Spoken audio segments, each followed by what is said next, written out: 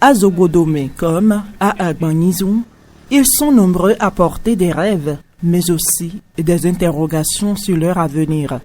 Ce samedi, Dieudonné Agompé, président d'ONG, ne veut rien manquer de la rencontre avec le porte-parole du gouvernement. Face à lui et aux jeunes de Zogodome, Wilfried Léandre Rongbedi déroule l'action publique. Formation professionnelle, soutien à l'auto-emploi, infrastructure, santé, éducation. Ici, à Zogodome, pas de protocole. Les jeunes interrogent et interpellent.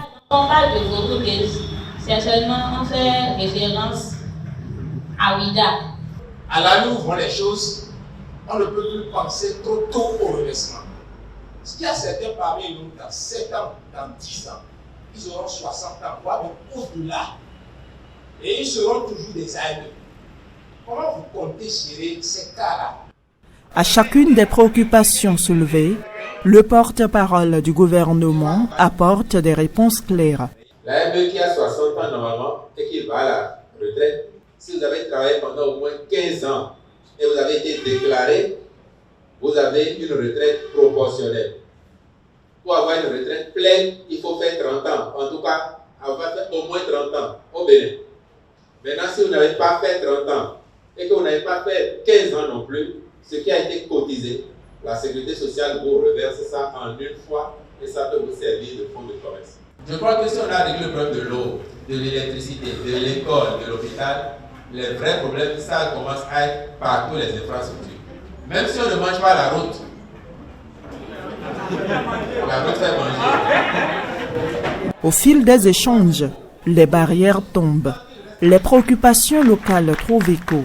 La première raison pour laquelle cette initiative a été mise en place, c'est d'abord faire connaître la vraie information à la jeunesse, vulgariser les actions du gouvernement du président Patrice Talon et les perspectives, surtout parler de la vision 2060. Il a fait le rapport de ce que nous avons déjà gagné dans les 10 ans d'activité de l'actuel gouvernement et les efforts sont là, c'est visible.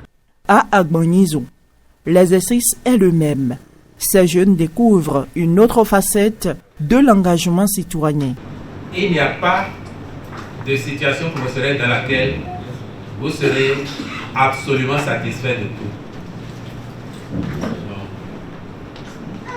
Mais les traces que vous laissez, c'est ça qui fait votre histoire.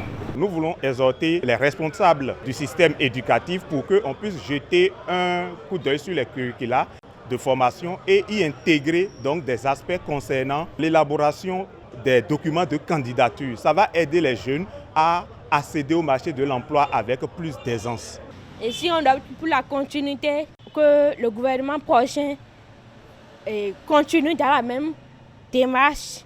À Zogodome comme à Agbanizou, les jeunes repartent avec des réponses, mais surtout avec un message fort. L'action gouvernementale se construit aussi avec eux.